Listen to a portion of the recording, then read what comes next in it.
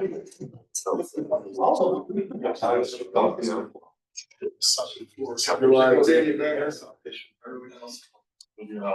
Yep. All right, guys, let's call this meeting to order. Start with roll call. Yes. Nice. Ready? Call us in order. Start with roll call. DeSico. Here. Heckman. Here. Hopkins. Here. Slaughter. Here. Stimson. Here. Stuckey. Here. Willie. Yes, yeah. All right, we're gonna start out with a work session. We're gonna start talking about short-term rental regulations. I know we talked about this 2 meetings ago now, at this point. We kind of got the same points.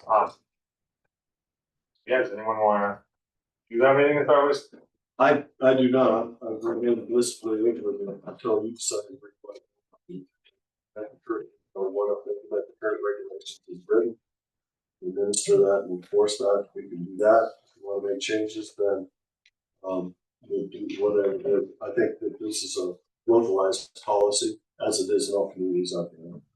And so I think the attorney's given you some of his opinions. And so I think really it's up to the board to determine what best suits Blue River. And You wanna start? I'll start. So we'll go before. I think we talked about it before, and there was kind of a list of things that we went through that Michelle had in the packet. I'm gonna pull it up. But it is changing some of ours, because I think, nothing's been changed for a long time, and rules change, and everyone that's around us is kind of making some laws, and I think it's important that we enforce our codes and have codes.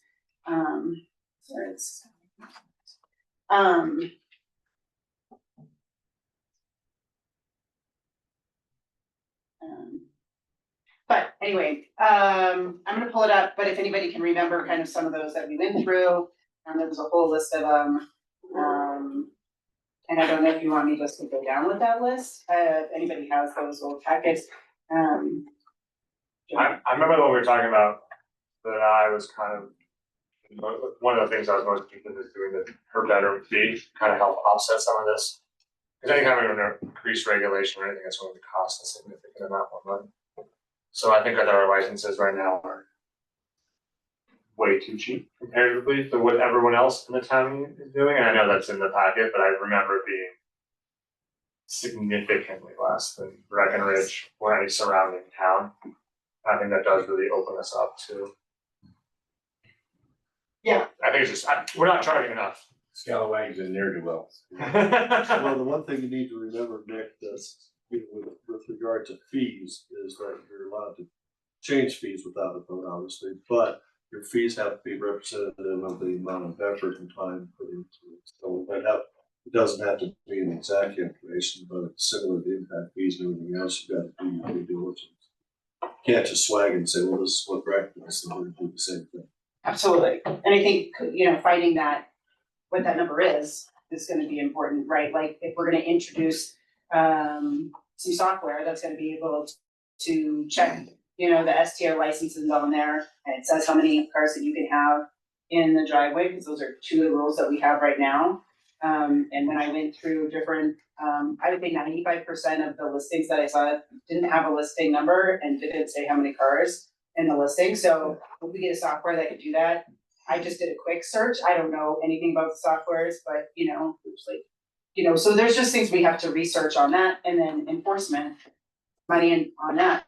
So as soon as we know that number, we'll know what we need to charge. So that's probably the biggest thing, and then getting these and knowing that before December when everyone starts renewing. So I'd like to start it. Yeah, I think time-wise, you're probably pretty short as far as giving anything, changes and regulations in place so that staff can get in and administer 5% license renewals.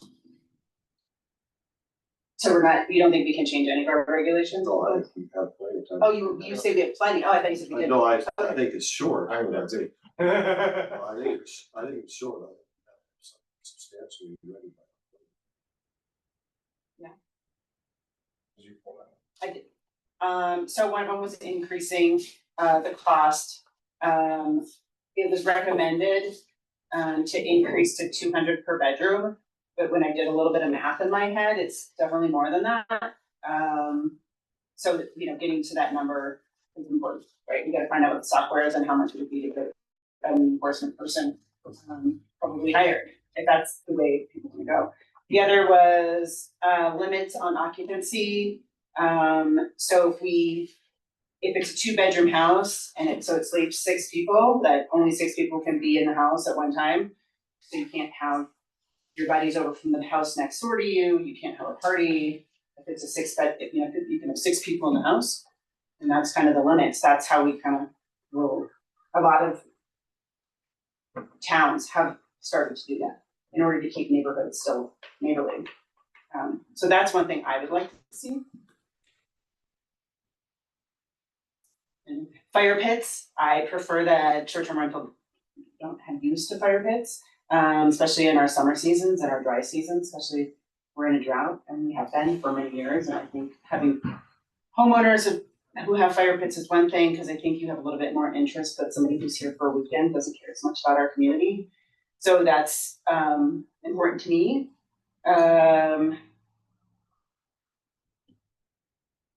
The licenses, you know, if they lose their license, it's not until the calendar year, it's a whole calendar year, not till. So if they lose their license in October, they don't get to renew it once again in the next following year, you know, December, because doesn't really seem fair.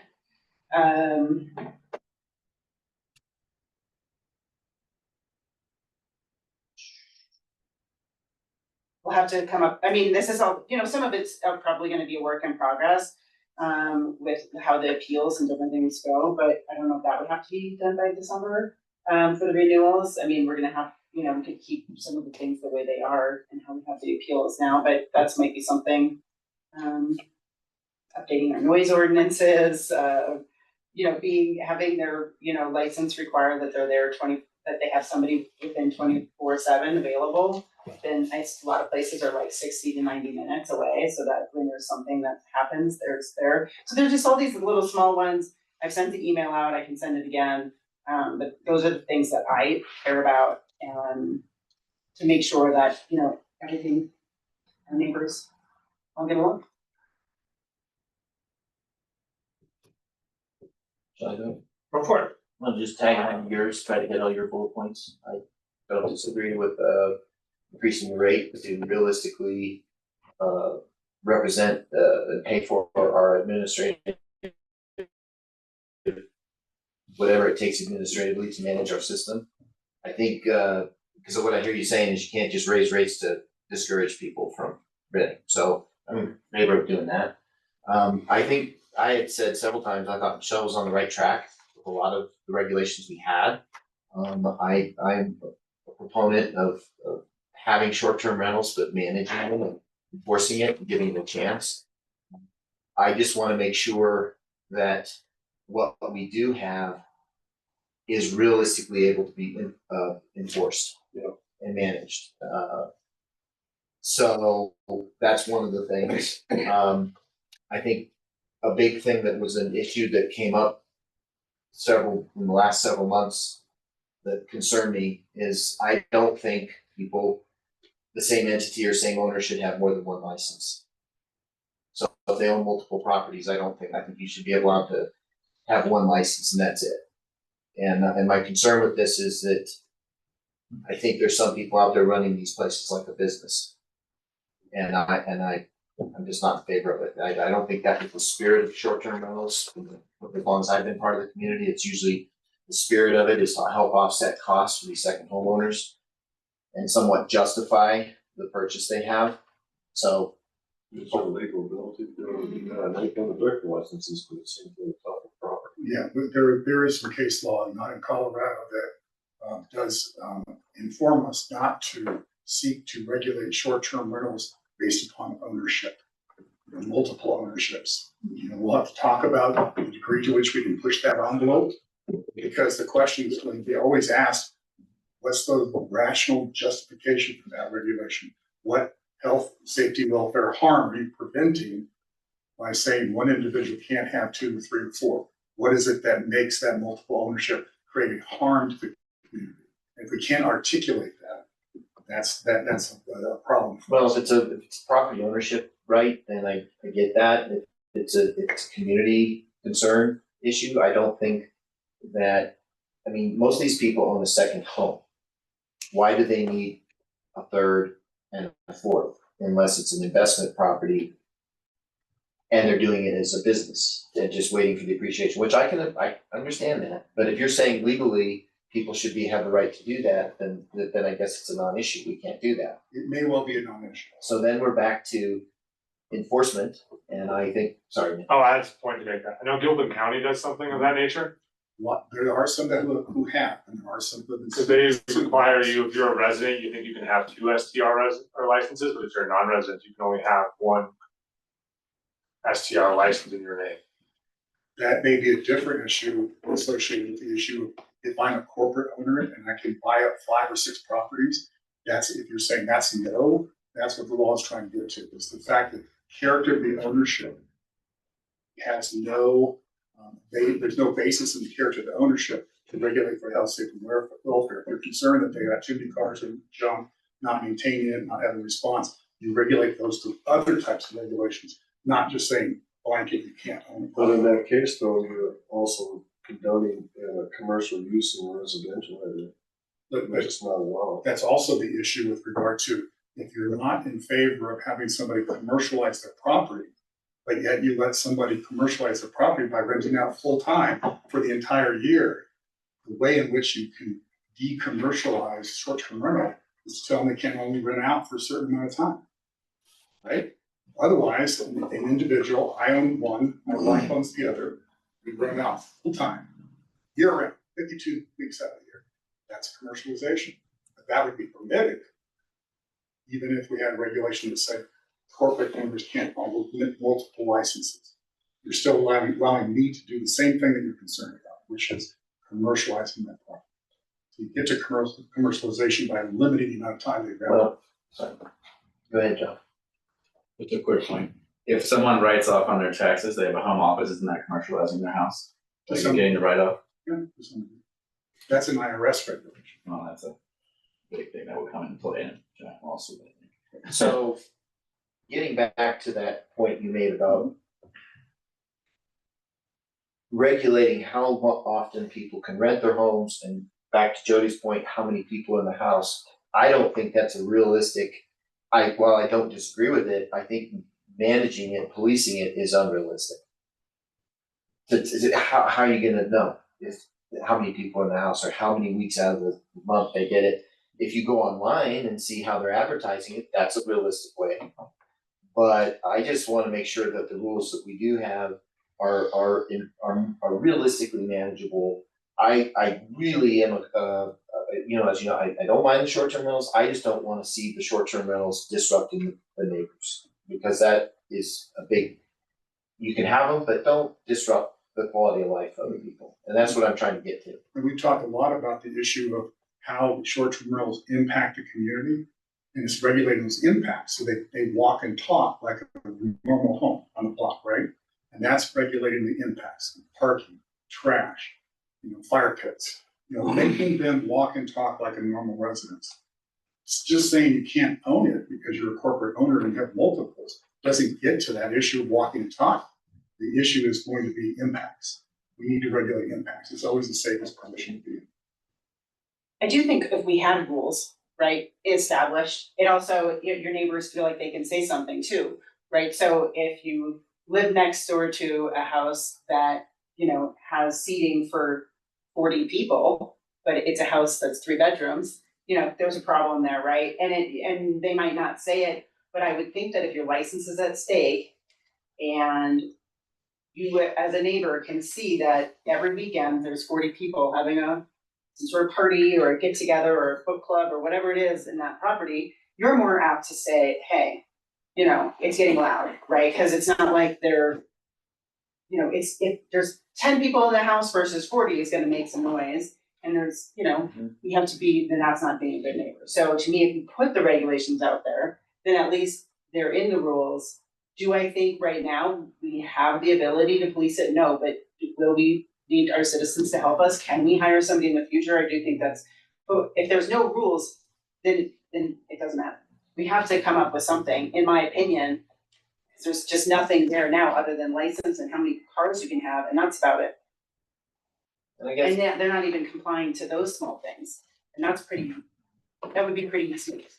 yeah, I guess it's just that time when they come in and they, what's the word, protest your ruling. Say you gotta, we're going to suspend your license, we're like, well, why? Because you had a setting for a bunch of people, and they go, well, how do you know that? How do you prove all this stuff? I kind of like the idea also, and how we get there, I don't know, but a conduit for people to report violations through the conduit, not necessarily through the police department, where the chief has to go look through the records, which is it's just not realistic. But something where you say, you go online and this particular house just has complaints all the time. It's neighbors, and sure, there's gonna be those neighbors who just don't like any rentals, or they may not like the people. And we have to sort through the person who's doing it just because they don't like them versus that really is creating a problem. But a conduit that we can manage at the town hall level, take the chief out, and it's, just so we know who's being disrupted. And we can refer to it, and here's the problem. And I think that's probably all I mean, on the fire pit thing, I think I think people should maybe have that deal that goes on the deck that's a contained fireplace, that they could maybe have that as an alternative, as opposed to. They've got actual fire pits that it's a contained unit, you can put wood in it, some are gas, some are wood, but it's contained, it's not out in the yard. Yeah. So, I mean, I'm not really hung up on that one, it's really down to just realistically managing stuff, because I do, it's frustrating when you have ordinances and rules and you can't, and the neighbors see them, and they say, yeah, you got them, but you're not doing anything about it. That's kind of where I'm coming from, so that's all I have. I think just enforcement, really, I mean, some of the changes are great, some of them are unrealistic. I think if we can just really focus on getting somebody back into the code enforcement position and maybe having odd hours, like some more evening hours on the weekend or something, let them have off during the week. Something like that to get our enforcement to exactly where we want to enforce everything we have strictly. Because then, I mean, clearly the parking thing's a big thing. And we'll get rid of a license in like a month because somebody will have 10 people with cars parked there and it'll be over quickly and we'll get rid of the nuisance people. And it's only, 5 or 10 licenses that are probably a real problem. Not all. I mean, that was my thought, having somebody like Thursday to Tuesday, 2 to 10, the weekends and when the problems are. I mean, most check-ins at 4, right? Yeah. Or around there. And that's when it begins, the weekends. Well, I think it has to be on the weekend. I think our last code enforcement officer not working on a weekend was a big miss. I just don't understand why you'd have someone doing it on a Tuesday. In winter, maybe you're catching people, but let's be honest, in the summer, your Thursday through Sunday are Airbnb days. It's not nearly like the week-long stay as you see in winter time. Yeah. So I do think getting someone in the position for, especially on weekends, to just lack of a better term, counting cars, is gonna be super important moving forward, because I think that it all boils down to is that, number one, most of these issues are caused by too many people at home. It seems like, at least in my personal experience in my neighborhood, a lot of it has to do with too many people at home. And then I think the other one has to do with late hours of recreational use of homes, i.e. hot tubs, fire pits. I know we've heard from some residents about fire pits on the deck that are causing people to be outside later. I think, we need to work on how that looks. And, I've seen that some other people do like a safety inspection. Maybe they have to have a fireplace, they have to have some sort of placard discussing the hours that it's allowed to be used. I think if you did have a gas fire pit or any kind of fire pit requiring it to be extinguished by 10 p.m. seems reasonable to me. I think that's important. I think the same thing with hot tubs, like having a hot tub inspection with some sort of, again, placard on it that clearly says when the hours of use are. And that would be my biggest complaint where I live, is that there's a hot tub directly across the street from my bedroom that people love to be in at 2 or 3 in the morning. And it is lovely to hear. So, those little things I think are enforceable and are a little bit easier, especially if you're really putting it on the person staying there. If there's something on it than telling you when you cannot use the poll. Now, I do know we're allowed to do sort of safety inspection to get a license, correct? I don't think it's a bad idea to require a safety inspection, like there's some that require, like CO2 detectors, fire alarms, fire extinguishers. I think it's important to have in our STR community. I don't think some people who come from the flatlands realize that, if you start a fire up here, it's not stopping.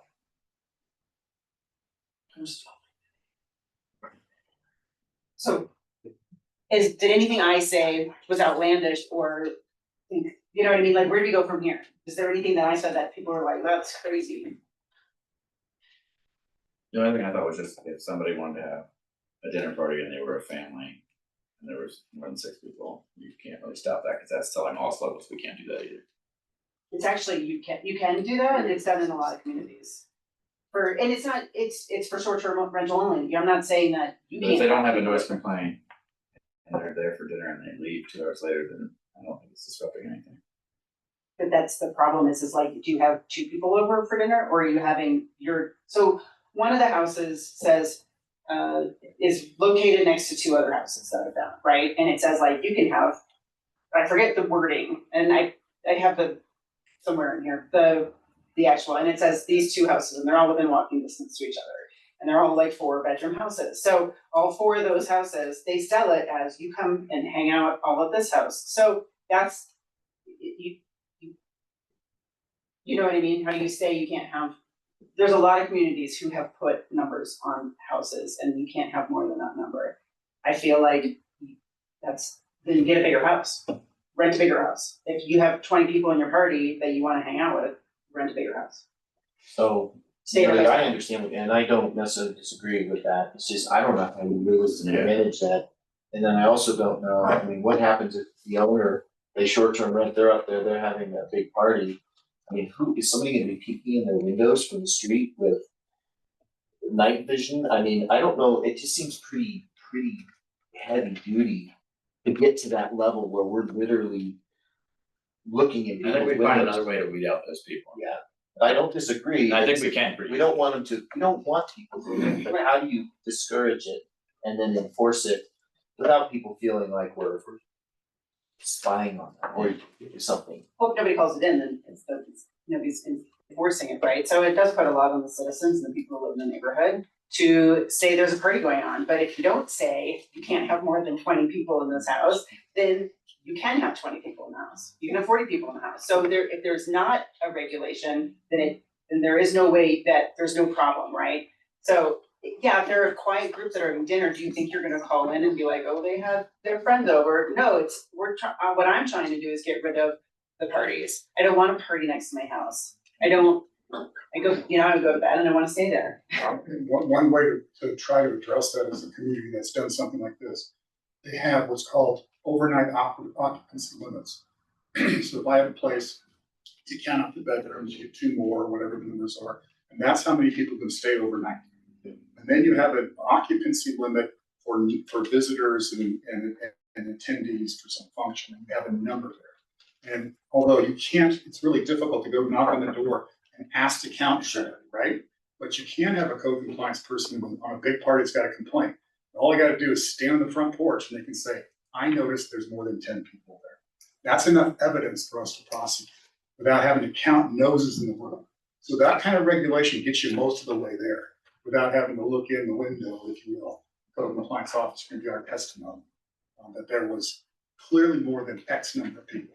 That's enough. And we could say no events, right?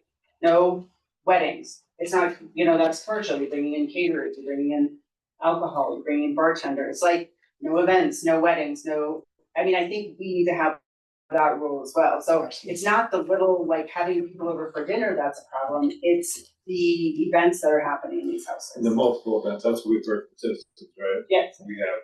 Same house, same event, same program. house, same event, yeah, Yeah, And I think, like you said, Joey, it gives people a tool, right. right? It gives them a tool. They can say, hey, this has happened again, this is happening again. Just like Tom said, code enforcement can come out. I think it's a great way to give them a tool to deal with problems. And if somebody does this, Exactly. they're doing the right thing.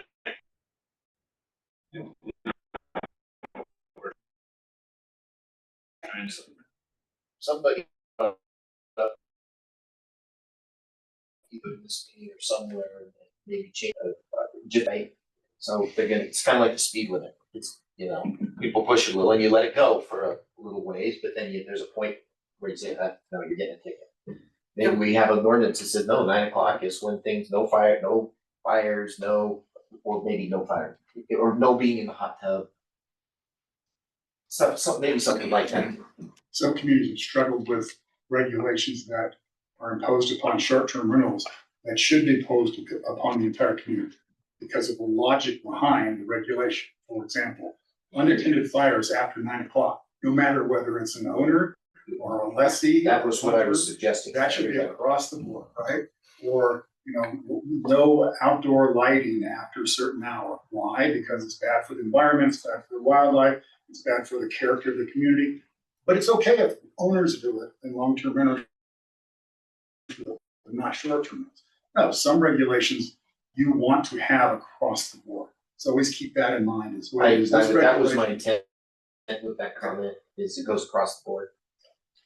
Can we require short-term rentals to become dark sky compliant, even if they're currently not? The answer to that is yes. You can place as a requirement for the issuance of a license that they do something others don't have to do. I just know that like a couple of, I think they're definitely newer builds, they're not dark sky compliant whatsoever, and because they're STRs, like John turns the lights off. Cause he's lives there and you can ask him one time if I'm your neighbor, hey, do you mind turning that porch light that flares into my house off tonight, or your party lights off? But I think that we have an issue with that with short-term rentals, and they're not dark sky compliant, well, you gotta ask, They're afraid of the dark. well, and you have to ask the same person 50 different times, it's not like, I can go ask this person one time, hey, I know that you have these, very bright lights outside, can you turn them off? I'm not asking Jonathan once, I'm asking Joe, Ron, 50 other people, hey, could you not leave that light on, like, could you not do this? I think sometimes we've had it where they just leave, lights are just on, Oh, right? And I- the one behind me, they don't turn anything, turn their lights off, I don't think they turn them I have off. a neighbor who has some spotlights out back, and I think probably because of the stairs, has a sensor on it. So it kind of shines somewhat into the bedroom. So you'll be sitting there and all of a sudden, boom, lights are on, goes off, boom, because something's moving. So I guess that's another issue.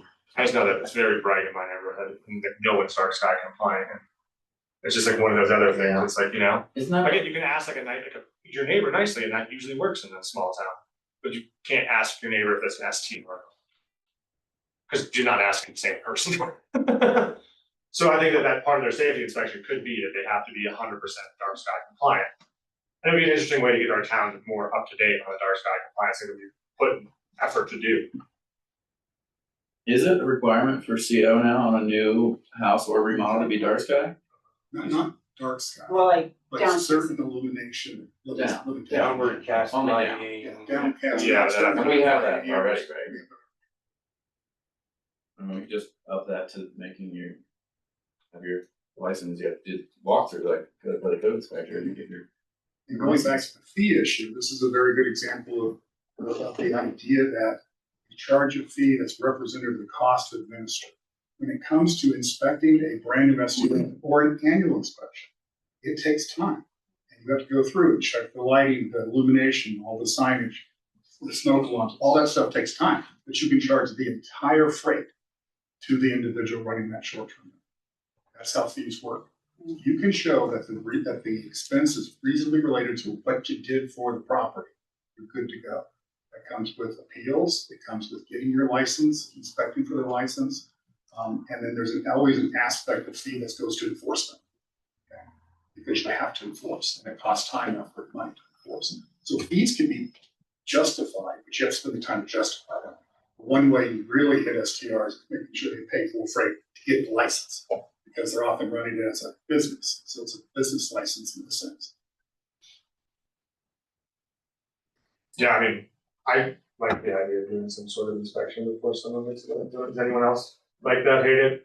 It's gonna Like, have to be after the fact at this point, right? So that if you get in December, you have time after December to make sure they're compliant, especially with if everything. I think obviously we'd have to like, at this point, be like, give them, give us and the town a few months to, get your inspection scheduled and going. Why should they? But moving forward, to get your license, we could have, like you have to apply a month early, and in that month you have to have your property available. Something like that. I understand that getting everyone our current licenses up to date is going to take more than a week. And we might have to, Well, if we have annual renewals, you're gonna have that every year, right? yeah, I think it's important. And let's take a chapter out of some other community books that, for example, Silverthorne, they require an annual backflow prevention inspection. The town doesn't do it. They hire a contractor who charges the money to the resident to have that inspection done and then sign off on it. So you don't lift a finger, Silverthorne doesn't lift a finger. They have a contractor take that responsibility on. The contractor knows the rules. They go out, they inspect, they do the checkbox, and then you get confirmation they did it. And you don't lift a finger. We It's can probably good for us since, we have one. or But if two we had a employees. new person, we could use that as part of justification, and then I know, I think a have a full-time- month of like big time work, and then they could have 2 or 3 weeks off too, which is a good plan I have for certain courses. I think we could definitely fold it into our code enforcement officer, but as we currently don't have a code enforcement officer. And there's 2 different levels. I mean, we talk about stuff all night. There's 2 different levels of inspection. There could be the startup inspection, which is heavy duty, right? We go in there, First off, yeah. we turn the bed sheets down, we look for everything, right? There could be an inspection light. An annual inspection happens in February, in January, February, where it's an inspection light. It's a walkthrough to make sure you're still in compliance, right? That initial inspection is the one to make sure all the fire alarms and everything else. Yeah, I is think set. that makes the most sense to me, is having a more rigorous first inspection and then. So we do make the licenses. So in conjunction with what we're talking about, we would all be in favor of doing this, we need to be in favor of getting a new code enforcement officer. Sort of the next topic of So is our next topic of discussion, Barry. What if you're done with the short term? Do you guys feel like you guys have enough information of where the board wants to go from here? He's gonna turn into a dream about I'll make up a lot of stuff. Anybody sense that maybe having a portal, a conduit for people to say I've got a problem with this property, short-term rental? So we can kind of keep track. Sure, I mean, I think something like that, but that could go into the code enforcement and then that's a good segue to that conversation, and then, that probably wouldn't happen tomorrow, but definitely we'd figure that out with the code enforcement and how that would all tie in together, right? Yeah. I think that actually is part of like the code enforcement thing. So I know that there's been a lot of frustration with code enforcement and how that looks. So we put code enforcement on the agenda tonight, just to kind of discuss how that looks. Yeah, and, I don't think Chief or I here to talk about any specific codes, but our frustration with how code enforcement may or may not have been administered in the past. How that dovetails in with, what the police department does, which obviously has a role in code enforcement, and from my perspective, as having to administer code enforcement, and what that looks like in the future. And I think just a little bit of background, I've done code enforcement for 35, 36 years. So I've got a little experience. But I think David and I have some ideas. We threw around an awful lot this morning with regard to code enforcement. And I think the reason for continuing to have it on the agenda is, if you all have any questions or concerns, this is the time to get it out. But to get the board's consent that we, David and I, move forward as a team, whether it's hiring a person, whether it's contracting somebody out, or what it is we come up with, start dealing with code enforcement in an effective and consistent and fair manner, which is always what I think is important. And then, just let us do that, as well as there are some inconsistencies that David has been researching in the code, and some problematic areas that are hard to enforce, that we come back to the board later with code amendments that you may or may not want to adopt, but may be legitimate in our need to improve code enforcement and deliver. So it does, I'm not looking for a lengthy discussion on that, but I just think we need to know, David and I, are we on the right page with trying to move forward with? I think it's important to have an individual assigned to this. I don't believe it's a 40-hour week job, I can tell you that. But, you know, how that looks moving forward, I don't know. He's got some good ideas and I've got some thoughts. And this, we can field some questions from y'all. But I think really we'd just like an endorsement that obviously there's money in the budget to pay for this. It would be important if we're gonna change fees to know what that looks like sooner rather than later, so we can come up with a calculation of what those fees may look like.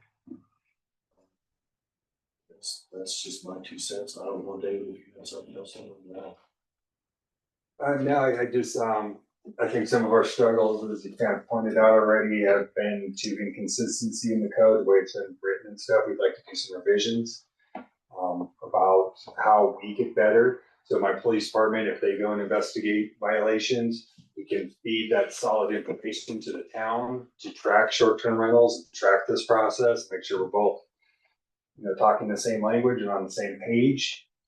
Steve's obviously, like he said, we talked this morning, he's got a lot of great insight, how the town side should be handling administrative stuff. So I got a lot of great insight on how law enforcement should be handling these things.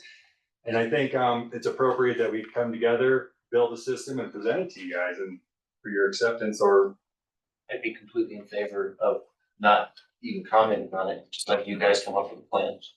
And then presenting it to the board. It's always a music to a manager. No, I like this idea. I think it's important. I had a lot of questions on how that was going beforehand. But so now that it doesn't really matter anymore.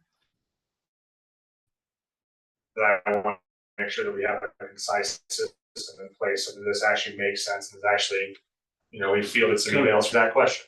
And I think it's a very important question to answer to the citizens. It is. So having a plan in place, I really like that idea. Yeah, and there's gotta be something that works for the town. And that's not the same every place. I think one of the frustrations of the citizens is that they see something that they believe to be a code violation. It's not automatically fixable in some instances. Obviously, the chief thing is if it's a safety concern and stuff. But you still gotta have bodies, a place to be able to put in place, and John and I are doing the best we can to hold the fort down, but there's not too much more that I think that either one of us can do, especially since it's only like 2 days a week. Right. So yeah, I would love to see what you guys come up with, and I think from there we can, discuss it. But I think having your years of experience and you guys collaborating would be awesome. Is there any concerns or qualms? I think we both talked a little bit about the possibility of contracting it or bringing an employee on board, whether that employee would be under me or under the police department. It works a variety of ways. Y'all don't have any heartburn, you just want the job done, correct? Yeah. Yeah, I just have a consideration I'd like you to consider. I think it would be helpful to provide some transparency to both our license holders and our residents of the town on previous infractions, right? Code violations, especially if we're going to enforce some kind of regulation that is triggered by a number of code violations, kind of like 3 strikes and you're out. I think it would be helpful for everybody to be able to see when violations have occurred. I don't know if it's like the format of like a police blotter or like something that's built into the software or something that we bake in-house on our website where we can essentially see, all the short-term rental licenses that exist. And we can see if they've received code violations in the past, right? And I think it would just be helpful to have some visibility in that, both for our neighbors and our license holders, so that those that do reach a point where they have relinquish their right to hold a license, that pattern is clear. I think that could be helpful, just a consideration something to investigate. This town's not strong enough for the rumor mill to kick in and everybody knows. Well, a rumor mill doesn't always, and a rumor mill doesn't always hold the court of public opinion. So having some kind of documentation, some clarity on who's doing what, so that when it comes time for us to revoke a license, right, or for us to confirm what somebody has said about their experience, that we actually have some kind of paper trail, some kind of record I of don't disagree. that shows that. I think that would just be really helpful if it's feasible. That's kind of what I was proposing. I think I cut it short of advertising who the offenders are, because I think that's a little bit of social shaming, which I think. Yeah, is- and if you've got two strikes and you're. Yeah, but why, we don't need to have the community shunning their neighbors. I don't think. Well, they're not your We can- neighbors, they're short-term renters. No, and to that though, I believe that's kind of what we're talking about too, is how there is some overlap in code enforcement that is on the civil side, administrative side. There is some that does affect safety, welfare, and health on the law enforcement side. And building that system to document so both those violations or whatever come together and can proceed in court, because ultimately that's where it does need to be proven and justified. And so on the law enforcement side, every action I take against somebody has to be proved to justify why I took the next step. And so I think together we build, that's kind of what we're talking about, is building that system so it works for everybody. Functions like a police blotter, right, which a lot of communities use just for public awareness. And we already publish information about activities in the police department, right? How many traffic stops there were, et cetera, how many responses you have. And we don't list details, it was so-and-so person, it was so-and-so location. But I think it would be helpful. And I think there's a certain degree of accountability that we're asking of any resident who chooses to operate their home as a business, right? That we're expecting them to uphold the covenants of the community, right? To be a good neighbor. And when they open up their home to others outside the community, our expectation of them is that they do the same for their guests in their home, even if they're there for just one night. And when they violate this right, I think it's important to air that out. I think there is an element of shame that's important here. And it doesn't have to be shame. My hope is that it's a response, right? It's a recognition that the way that they're operating their home is not in line with the expectation that's been placed upon them, and that if they don't get their act together, that they're going to lose that right, because that is the expectation. So I believe it's a little bit of both. That's my hope. How many licenses are there now? 300 and something. That, Thought it was pushing 3. I would almost guarantee if we get this enforcement in that in 2 years, the 10 people that are the same problem will be gone and everything will be much more peaceful. I'm with Mari a little bit, kind of on the fence with the public shaming part of it. I don't mind if there's a portal that we can all see. But as far as just advertising it, I don't think that's. I think you put it in a position where you give neighbors power over other neighbors, right? If you're at 2, don't piss me off. Right? Like, and maybe legitimately or not. I don't like that dynamic personally. I don't. But then isn't that the job of the new code enforcement commission to make Code determination and have actual evidence? But don't you have evidence in just a normal portal without putting it out to the public? That we have access to that, or that the town has access to that? It's not something you advertise to the public. I mean, I know that's I think our point. It's Isn't everything we do public knowledge? For the government, everything. Yeah, there's nothing about that that can be made in private, once the council has its public. it says 224. Is that it? I don't I don't know if that's accurate. That's what it says. So what you're saying then is that it should be public. No, I didn't, We don't have to it advertise. can be public, it's a matter of how it is making available to them. Is it gonna be somebody that comes and makes a written request for every violation that is occurred on X, Y, and Z property? That's sufficient. It's, that's what I'm trying to say. It's the manner that we'll have to discuss and probably discuss with the board before we implement it to make sure that it's. I guess what I'm envisioning is someplace on the website where you go and say who's had violations this week, and people are like just enjoying the process and seeing who's getting busted. Yeah. Versus if I came in and said I'd like to know who has violations, I think the person deserves it. That right to them. And I think there's that kind of getting back to what we were missing before is kind of that communication, right? If somebody says this happened, and then getting back to them and letting them know that they are aware of the situation, kind of just the transparency and the, we made note that you called in this, we did go, this happened. Just, I think communication is key to all the citizens too, who say there's an issue, but then they never get back, so that's important. I think that's the most important part of the code enforcement's job is to communicate with the community member that has filed a complaint, exactly what's happened with the complaint, what's going on with it, because I feel like that was something that was not necessarily happening before, and that's very frustrating when you have made a call and you have no idea if it just went out. Or if it's actually followed up on, and you have no recourse to, like, I think communication with that is very important. That's one of the things I think taking it off of the police department's hand and giving somebody a job that isn't like, this officer responded, this is what, basically giving them like, this is what the town's doing to ensure this doesn't happen again, or we couldn't find anything wrong. But we will be, making sure to monitor this property. Just that little thing, that little follow-up, I think is very important.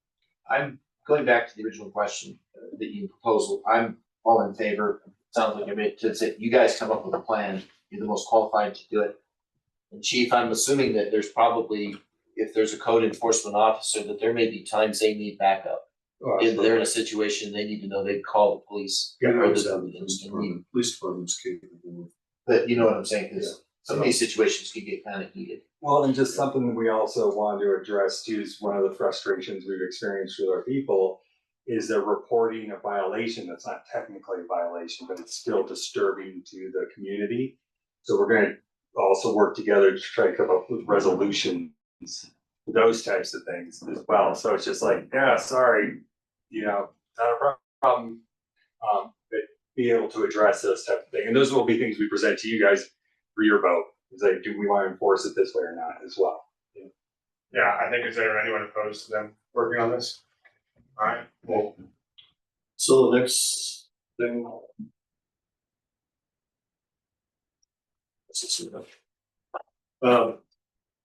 Next thing, we'll get a little head start on the hiring process. For the new manager.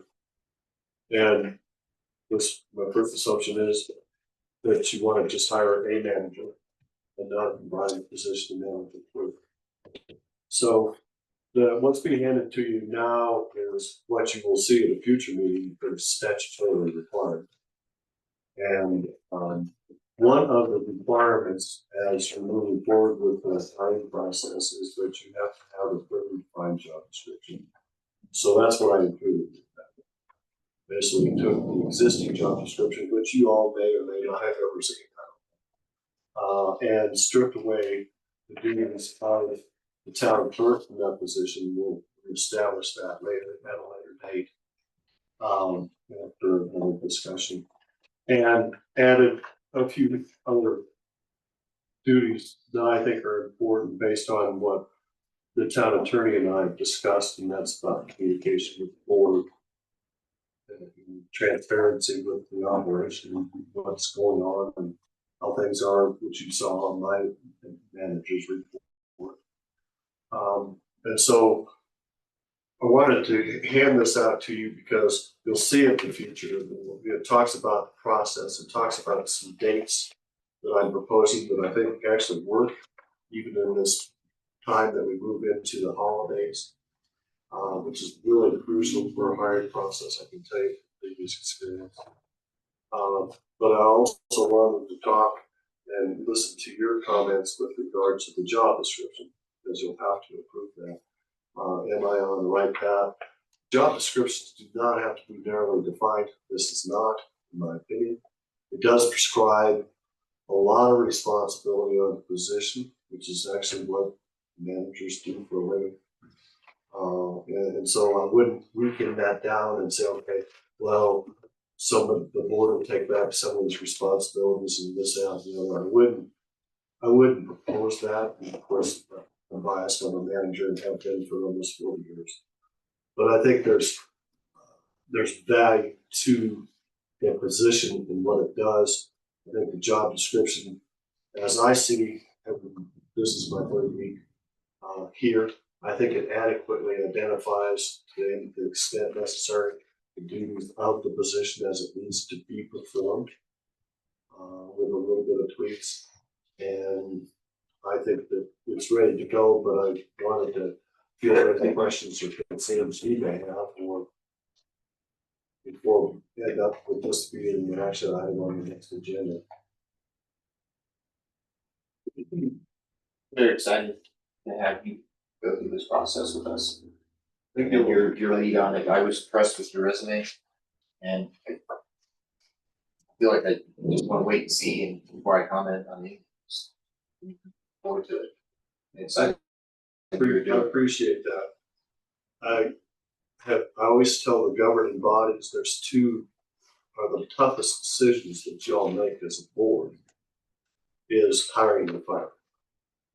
And the aspect, I can't make firing any less painful, but the aspect of bringing me on board to facilitate this process just takes that weight off your shoulders. I can tell you, I've seen boards and councils, Bob has to, they just struggle with it, thinking, oh, we're gonna do it on our own, and we'll go out and, or worse, yeah, we're gonna spend $30,000 on a party consultant to do it for us. Really, I think once you go through the process, you'll be relieved on your aspect of it. And it'll free you up to make the best decision for the town. So I appreciate your comments. Is there any questions about the job description that y'all have? Any questions, guys? You know, it seemed really thorough and just took the job out of it and makes it smooth, Yeah. straightforward, yeah. Do you want me to talk about the process at all, or the timing, or we just want to wait for the next meeting? I think it might be a good thing to kind of go over it when you've got. You got a little time. Yeah, like 10 minutes. Other guys. The basis of this is that I'm doing all your legwork for you. We'll put the advertisement out there. I'll advertise with CML or ICMA. I'll pay for the ICMA ad and pay you back for it. And then I'll field the candidates. I'll do semifinalist interviews, and the questions I ask are probably going to be a little more difficult than the questions you ask. I look, from my perspective, at the technical qualifications of the individuals in the candidates. That's my goal. Okay, so if I present you all with a list of finalists, it's people that I believe are capable of doing the job to the most extent that they can. Your job as the board is to get the person that fits and feels right for Blue River. So the questions that I will put together for you, for your finalists, and as well as the interview process and stuff like that, I'll take care of it all. But you guys look at it from entirely different eyes than I do. But again, it gives you an opportunity to really concentrate on making that best decision for Blue River. And then from that point, then once you guys say this is the person, this is the person, then I put out the hook and try to bring it based on your given authority to negotiate in the terms that you want. What I'm looking at a timeline is that you have Thanksgiving and Christmas, and I can tell you it's very, very difficult, but the timeline I propose has applications due at the right time, has the board making decisions at a time that's not going to be painful for anybody, has interviews going after the first of the year, has an acceptable candidate if they accept a job coming on board somewhere. It depends if they're employed or not. From somewhere from the middle of January to the 1st of February. That's a pretty quick turnaround for this type of business. Yeah, but it's probably a little drawn out. Number one, because y'all only meet once a month. But number two, I really tried to space out the timeline so that we're not having critical spots in and around the holidays. There had been a thought that I argued with another consultant that advertising during the holidays was just the best thing because they were home with their families and the first thing they were going to do is be looking for a job. And that's not the case. They really are being home with their family and they really care about work. So we're catching them with the deadlines, we're catching them before Thanksgiving. With the interviews, you're catching them after the first of the year. So you're not having applicants there. We'll talk more later. One of the things that really was important to me, Steve, and I don't know if this is something in your interview process, but is the person's willingness to cross-train when they're in that position. So we have dual, It's gonna be super important. because I know there might be some resistance to that, but I'm just wondering if that's something that you think is important. I think it is, but I'll be frank with you. If you're bringing in a youngster, they're gonna wanna hold the cards very close to their chest for a while. They're gonna wanna come in, they're gonna wanna, I could put a 50-page transition plan for them, tell them exactly where they're gonna take their next glass of water. And they're gonna come with guns blazing. And so, they're gonna tell you everything you wanna hear during that interview. And hopefully I'm gonna be able to see through it during my process. But it just depends on the individual. If you get an old guy like me, I'm gonna come in, I'm gonna understand what's important to the town and not what's important to me. And so, we can have that discussion at a later date. But I think, the small organization like this, everybody's gonna have to know how to do everything. Or at least you're gonna have to have some communications about what's going on. Thanks for putting this together, Steve. Appreciate it. This is really helpful to visualize the process. And it looks like, this is something that we'll have to approve in So October. you will approve this particularly. But that's not an ordinance, No, right? you just It's just an approval. So, just curious, if, the timeline changes, right? Either because of candidacy or timelines or whatever, right? Some things that could impact, our ability to move through these steps. Are we able to just change these dates, or is that something that we You have are, to? because you advise candidates. What happens is when we put the advertisement out, we don't just accept resumes and applications. So I had put together an application packet. And it has, here's things we want, here's things we want, required, and oh, by the way, here's the proposed hiring timeline, if things change, we're gonna let you all know exactly, exactly who applies. So I can communicate with them, but most of it's by, electronically, via email, stuff like that. So, yeah, if we have to change, even if it's a weather delay, those are things that can be involved. You have a plan B in the event that we don't get the number of applicants, or we only get one, or, if we want to extend it. I've had application processes that only had one applicant. And that person's still hired. It's been there for 12 years. So I wouldn't say, oh boy, if we don't get 4 applicants, we're not gonna move forward, we're gonna re-advertise. It's gonna be based on quality of applicants. And so don't set your mind on, I don't, that there's gotta be a certain quota. What happens is, when I went and did Rocky Ford the second time, I was there for a year and a half because we went through the damn process 5 times. And, Georgetown, we had to re-advertise twice because the first time we advertised, we didn't get quality candidates. And so it put it back. So we do have, I'm under contract for 6 months. Unless I get fired for that. But, yeah, you do have a plan B. It's mainly, if you're the one that's gonna be judging these finalists. No, I'm not judging the finalists. You're not? No, I'm doing the semifinalists because based on. Or the semifinalists, and you're using your expertise to say, even if it's one person, I think they're qualified, but if we only do get one person. Or 2, and you say, I just don't know that either one of these is. I won't recommend them. So we could have the option, we could extend. Yes, we would. Okay, gotcha. We'd come back, we'd talk about it again, I put together another hiring timeline and start all over. Yeah.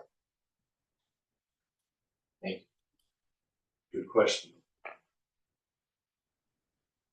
I like what's been presented, and I think it should go for us to. Yeah. Our meeting. You guys will get it in October. So we'll have a job description and the hiring process timeline, and then we'll start to that right after that. Awesome, I would agree with it.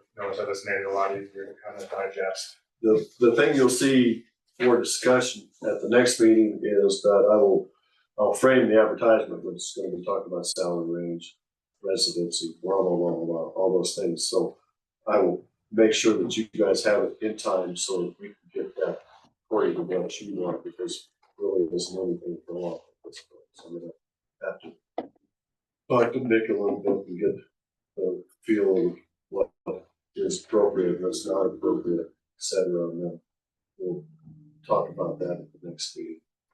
You don't have to approve it, I just need to know the framework of how we're advertising. Awesome. Mr. Mayor, I actually got the finance report and list of bills 10 minutes into the meeting, if you want me to go print it off, but if not, I can do it next meeting.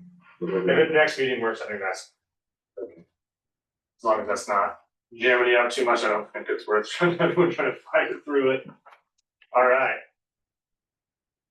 So, I move to approve the consent agenda from, I have a second? I'll second that. All those in favor? Aye. All right.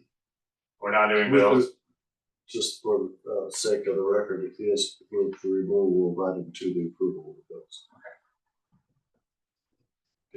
All right. Public comments, communications with the board. Would anyone like to go first? Okay. Dan Cleary, 23 Rustic Terrace, thank you all. And welcome to our temporary town manager, is what I'm assuming. So listening to the work session, you know, I don't know where it'll ultimately fall up to this board, but I certainly would hope that we're really gonna look at that job description. And the board should determine whether the town needs a manager. I can't say if we do, maybe our consultant can, but really ultimately it's up to you guys. Can we survive with an administrator? One thing we'll have to consider, obviously there's a number of duties that have to be done. But if we're gonna split up clerk and manager, I don't know if that's the case yet, but that's where you go. Ultimately, if you're looking at a manager, do we have, is the workload requiring a manager?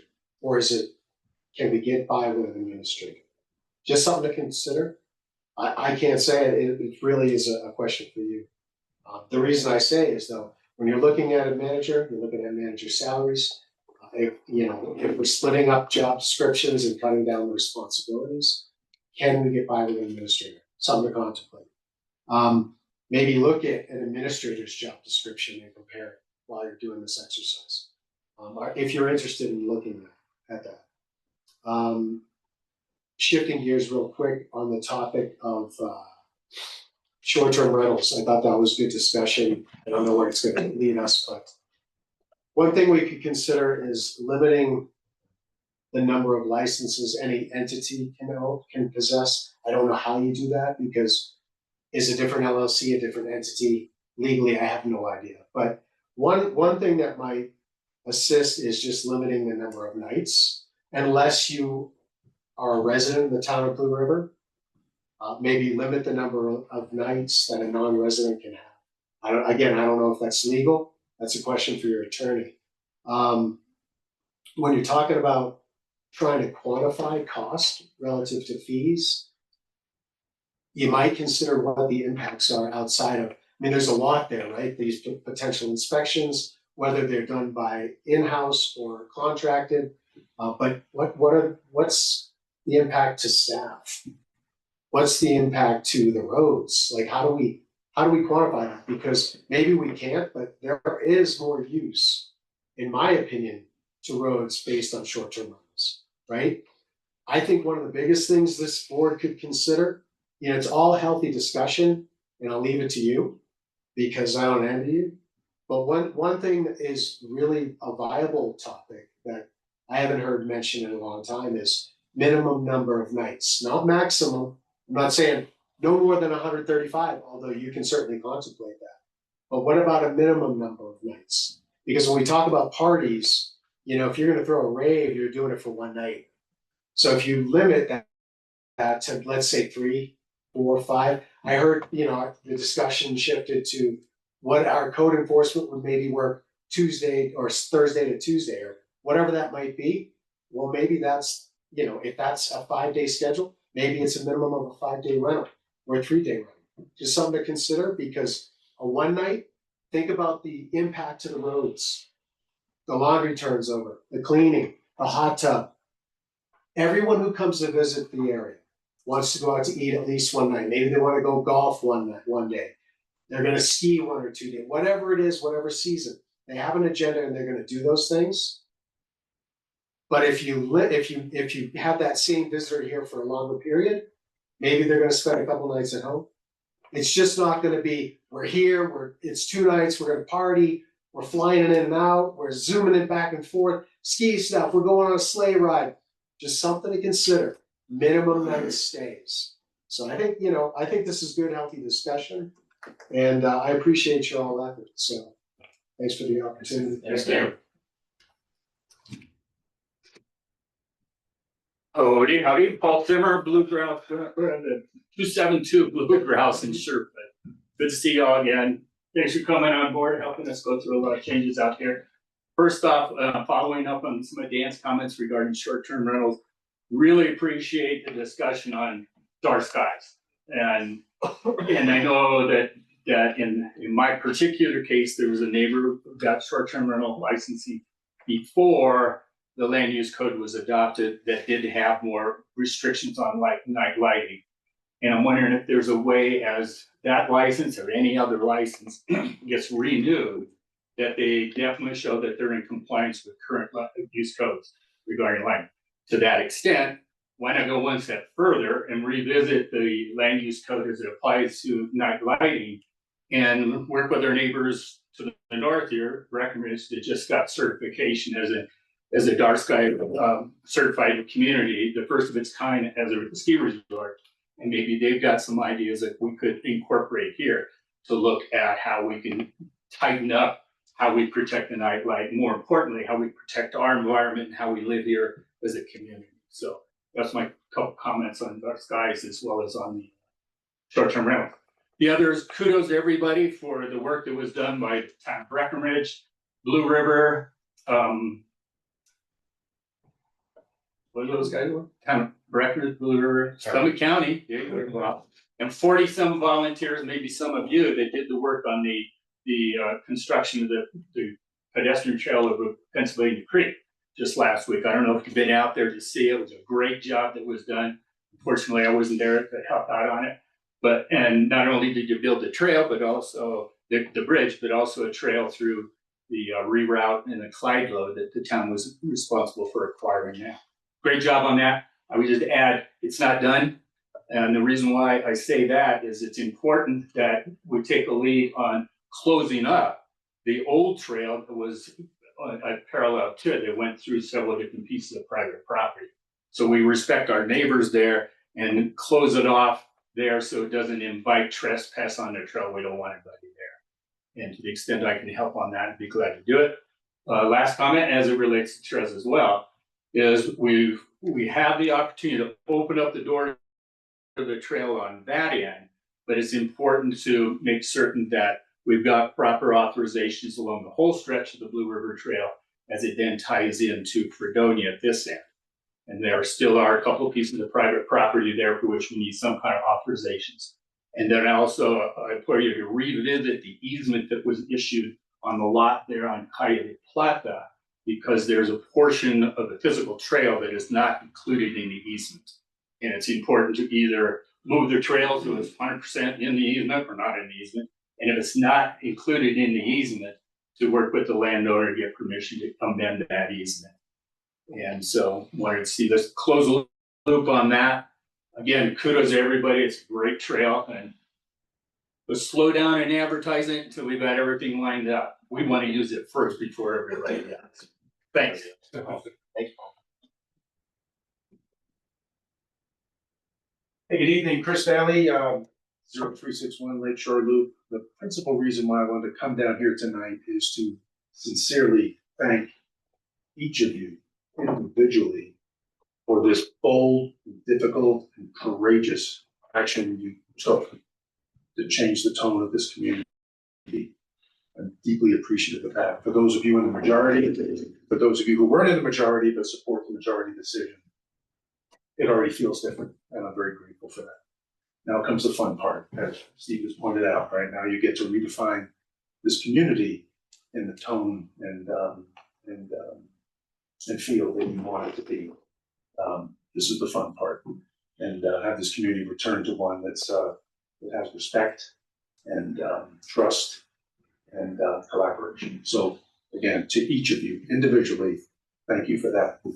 I appreciated the conversation in the work session, as I did the work session a couple of months ago on short-term. I'm not going to say I like that. I liked everything I heard. Just a couple of comments is on fire pits, Jody. I'm with you. I'd like to see them gone. There may be a middle way, and that is to put timers on them, 30-minute timers. They're not hard to put on. For those of you who are familiar with the Maggie and what's down there at the village, know it's right opposite where the private lessons meet outside the Maggie. There's a fire pit there it's on a 30-minute timer. So that will encourage it to be attended, but you have to keep turning it on. That may be a middle ground. As much as I agree with you that I'd like to see them done. On noise ordinances, I like the idea as well of a 9 p.m. noise ordinance, because if it's 9 p.m., they'll settle down by 10 p.m. If it's 10 p.m., they'll settle down by 11 p.m. So you know how it works. So I'd encourage you to think about that as well. The last thing I'd like you to consider, in addition to everything that was discussed here, was this notion of an intermediary. I think you called it something else, something in between the citizens. I forget what it was, it doesn't matter. But after the last work session, I sent each of you an email summarizing, oh, good, you got it. Good. I was afraid it was censored. I had little confidence it would get through to you. Every single community in Summit County, with the exception of Montezuma, that doesn't allow short-term renters, has an intermediary. And some of those intermediaries just manage complaints. Some of them go further and manages the license themselves. Some of them even go further than that and do revenue collection. So all this stuff can be outsourced, and as the town attorney has pointed out, can be a charge back through our fee structure to the people who are incurring that charge. Man, I would really encourage you to consider using a third party to do all this for us. I personally think that the process that we had in place, particularly on complaints, was designed to undercount the issue. It was designed to bury the issue. When I had a hot tub party going on next door at 11 o'clock at night, it took me to 11:30 in a stomach churning event to dial the Summit County Sheriff to try to get it taken care of and looked at. I personally don't think that's a job for law enforcement. I think get an intermediary in there to kind of keep track of all this stuff. So immediately call the property manager, give them time to get that thing corrected. That's the proper approach to it. So I would really encourage you to seriously look at some of those intermediary processes that are in place by and used by every single community in Summit County except for Montezuma. And lastly, the Pulitzer Prize winning Summit Daily this past week published information about a new STR lobbying organization. I read that thing twice. I didn't see one word in that description about their compliance and attention to being neighbors. Nothing about that. It was all about regulation. Don't take the bait. Don't take the bait. It is the slowdown in their business is not because of regulation. So don't accept that. Canada is down by 20% in terms of travel to the US. International travel is down by 9%. Vegas is down by 11%. Vegas, which takes on the entire United States as their source. So this is just a natural cycle that we've all been through. Don't let anybody tell you your regulation is slowing their business. Again, congratulations, and Mr. Rabb, welcome to the community. As a citizen, we're grateful for your experience in seeing a superstar. Thank you, appreciate it. Thank you. Dinger. Hi, I'm Barbara Vonderheide. I'm at 9 Burtwood Lane. And thanks for having this discussion again today, and welcome to our temporary manager. I reiterate the idea of no events. It was our neighborhood that had 30+ people at one house having parties, and they were roaming from one of the commercial activities of that owner to another one of the houses. They had 10 cars that I could see, and there were some, I think, in the garage.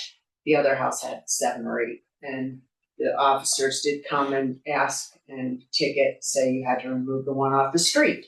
But it was pointed out to me that probably rightfully so, the police have different duties and safety concerns, and that the things like 10 cars was not a police enforcement, that was a civil matter. And at this point, I also know we don't have anybody to do that. We're starting from scratch, and maybe that's great. Most important to me is been this lack of tracking, the lack of a process. And really kind of a joke that was made by our esteemed last manager was that she had looked at a software process in 2016 and it just wasn't very good. So I hope we're way past that in this group of people. I'm not a software person, but I deal with a lot of companies who are, and there's so much out there and it's so cheap and it can be passed on in fees. But to track it, I went online trying to figure out what of the short-term rental properties there were on this list, tried to get into some of the data that was maybe violations. It blocked me. I don't know if you have access or not. That's another whole question. But I do think once a violation is found to be violation, that means somebody, whoever you choose, makes that decision, compliance officer, whether it be civil or with the police department, that ought to be a record. There ought to be a way that says you've gone to that step. It's a violation now. It's not an accusation with me calling as I might, and I have, that I've made. But it's been determined to be a violation. It counts. And it goes somewhere. And I get to see it. I think it's great that somebody would follow up with me by phone or email, but frankly, I'm busy, you're busy. I don't want to hear about it. I'd like to know that there's a process. This is how it works. This is where I can go find out where that came to be about. If it didn't become a violation, it didn't. Then maybe I have a question and I reach out to you. I don't want to have to do a records request. I will. I'm an attorney. I do these things all the time for other places. I don't want this community to be faced with that, or all of you guys to be getting that from me. I don't think you have the time, and we don't have the resources for that. So figure out a way that somehow is not a place for just everybody to go on and have rumor mill. But when there's a violation, I think we should be able to tell. And I would like it just a more clear who's responsible for what. That kind of goes to responsibility. I don't like having to call the police. They're very prompt. They're very respectful. They're more helpful than they probably should have to be. But I fear for as we grow as a community, all the other things that they need to spend time on and are better placed in their energies. The other is just in looking for a new manager.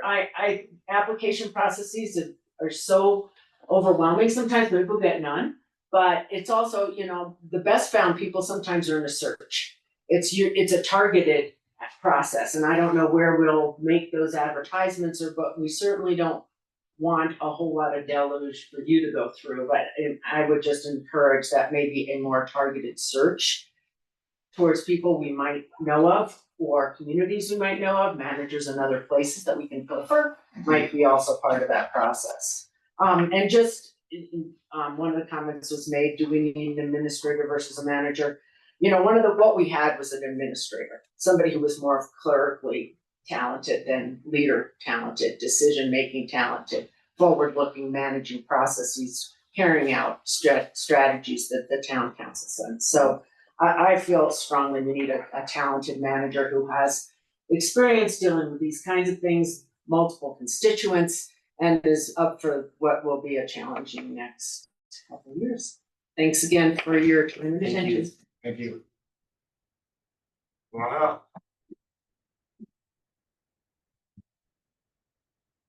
My name is Marty Semmer. I live at 272 Bluegrass Trail, and I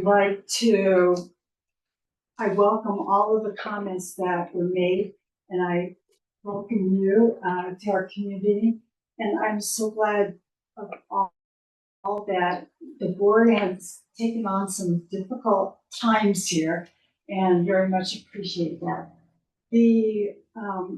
Just the one thing I would like to add is that, and maybe it's already been discussed, and that is that a code officer or whatever that position may look like, that a lot of infractions happen at nighttime. And to consider that code enforcement officer have some time scheduled during the nighttime. And in particular, in our opinion, dark sky, appropriate lighting, and fire pits and that kind of thing, to have somebody out and about at that time. Thank you. Thanks. Thank you. All right. Moving on to new business. We have Casey here. Talk about roads. I'll give that 42nd budget. Okay, well, I put together a quick little report for you guys, so in 2025, did our normal stuff, we graded, reshaped a bunch of roads, did our spring spot grading, this year we tried a new product on Coronet called Baseline X. And it's a stabilizing product that gets mixed into the road, and really helps that road hold together, and then we graded maggot on top of that, so we did ditch work on there, the Baseline X, and new material. That road, if you guys get a chance, go drive it. They're working at a construction site up there. There's been dump trucks driving up and down that road for about 2 months since we did it, and it hasn't washboarded out. So traffic road goes throughout the river. It takes a little bit more time as far as the mixing process, and the product's a little bit more expensive, and then we still do the grading and mag process. But for roads like Blue River Road, Spruce Creek, Crown, Lakeshore Loop, I think those are all really good candidates that I'd like to try to do that on. This year, we did new road base on Upper Spruce Creek. So from where the asphalt ended, the new asphalt all the way up to County Road 801. We did Bonanza Trail, Pennsylvania Creek, Coronet, Gold Nugget Drive, Holly Lane, Brown Drive. And that was what we got for road base this year. We did a bunch of ditch work on those other roads as well. Any roads that have ditches on them, we're trying to keep those maintained and clear. Couple on Spruce Creek and Royal and Regal Circle. I think that's the board needs to look at. Figuring out a way to encourage residents to put driveway culverts in. Spruce Creek in particular, we were up there today working on that. A few of the houses have driveway culvert. There is a ditch that runs up the road, but a few of those houses have a pretty good dip getting into them.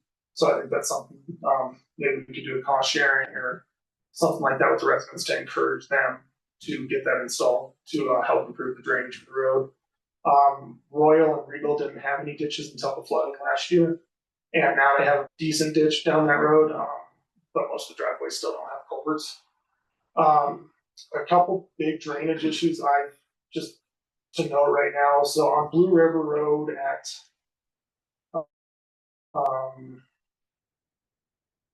Mariposa Lane, there's a big puddle right there. I don't know if you guys drive that road very often. There's nowhere for that water to go. So that section always puddles out. There's no way to do a ditch or a cross culvert because of access issues and other issues that we have across the street, from what I understand. So I think we either need to look at doing a dry well or figuring out something with Mueller Engineering to get some drainage there, as well as Royal and Regal Circle. A lot of that water drains into a huge spot in the road where it's just sitting and there's no access for it to go. We could put a cross culvert in, but it's into an unestablished ditch that we would need to kind of get an outflow for it. Next year, after the last 3 years we've been in here, we've got, I want to say 65 to 75% of the roads re-road based up here, which is awesome. A lot of the smaller roads are on the docket for next year. But like I was saying with the Baseline X, I think I want to cut those smaller roads in half and use some of this Baseline X and start trying to use that. And that's they say it's good for 3 years. I'm interested to see what it looks like in spring. But if it does hold up, it sounds like it's a 3-year application on that. So we would still grade and mag the road like normal, but it really helps that material stay in place. So I'm very curious to see what that looks like. And again, just drainage and culverts, that's kind of what we're trying to get up here, but I think it's difficult with access easements and the lack of easements town has on a lot of these areas for us to do that. I think that's pretty much all I've got. Next year on the docket is cleaning out all of the town's ditches on Blue River Road, so I'd like to do that, bring in and clean those all out. But other than that, continuing adding road base and baseline decks, those are the major things I have for next year. You see, I got a question for you. The roads look great with the baseline decks. Awesome. You know, they stay in place, there's less wear and tear and erosion from water. And the thought that occurred to me is in the springtime, right? We're clearing the snowpack off the road. The challenge we're facing right now is that a lot of that road base ends up outside the easement, right? With the roads, do you find that you have the same, with roads that have the baseline X that seem to be more intact? Is there any difference in your opinion, in your experience, in terms of how much of that road comes up off? This is our first year using baseline X, so it's the first time we've ever tried it. I'd be interested to see what it looks like next year. I would say Blue River as a whole, the road base dispersal off the sides of the road, it's pretty even throughout the community. If you walk the roads, there's road shoulders and all over the place, especially where they're pushing the snow as far as like storing piles like that. I don't really have a great solution for that other than having the ditches that catch the road base when you push it off. Do you think that we'll scrape off less road base on the roads that have the baseline decks? I guess is my question. Yeah. I'd be curious. I'm We'll gonna find out. Yeah, I would like to see it in the spring. I mean, I don't think anything's gonna hold up really awesome up here because there is so much snowpack on the roads and there's not very much drainage. But if we can get through a whole year, if we can get through 2 years on that, I already know we're gonna have to go regrade and mag this, but if we're losing less material, if we aren't washboarding as bad, I think that's gonna be a small win that we're gonna get. Good question. I just don't think that there was, 5 years ago, there was a road base all off the sides of the road. We started cutting the pack, and I think that we need to go back to slushing and stop depositing half of our road onto people's property, far onto their property, as I stated in the past. I don't know that that's 100% going to work either, but what we're doing now is not working. And I think And it's making citizens angry. one of the challenges you guys might face with that, and we don't do the snow removal, but there's a lot of 2-wheel drive cars driving around up there in the winter, and there's a lot of demand for. I don't think people are able to access with the slushing. You can drive through that with 4-wheel drive cars, but right. And your low profile, even Subaru, it's challenging. So I think that'd be a challenge to look at. The snowpack definitely does protect the road base. I mean, you want to have some snowpack on there. You don't necessarily want 2 feet of snowpack, but a good couple inches is a good thing. Last year was especially challenging just because we had 3 or 4 spring runoffs, I feel like, and they started in January. But there was also a lot of snowpack, so I'm not really sure where a lot of that came from. Casey. I'm in agreement with that, on that cutting the pack down like we did last year. I think it creates a bigger problem, in my opinion, which is putting excessive road base on a lot of people's property. Over time, that's gonna get to be a major problem. Yeah.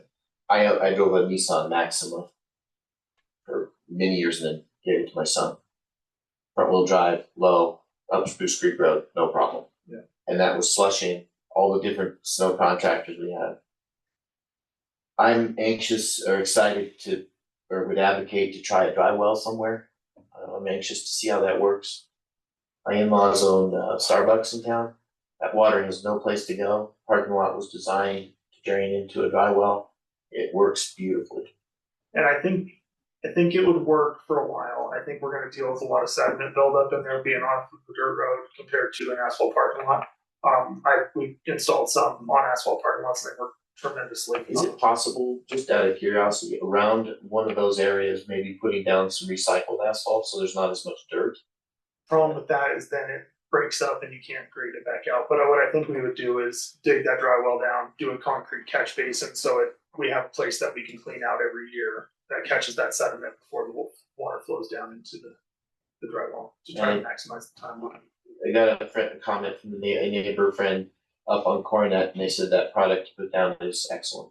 Good. I'm glad to hear that. It was a trial run for us, but we've heard very good things about it. So I would like to try to do that on some more roads up here. Yes, I didn't want to interrupt you, but does anyone here have institutional knowledge about the Mariposa lawsuit that occurred? Were you here, Bob, at that time, or did you come after that? Because we lost $250,000 lawsuit to Mariposa residents.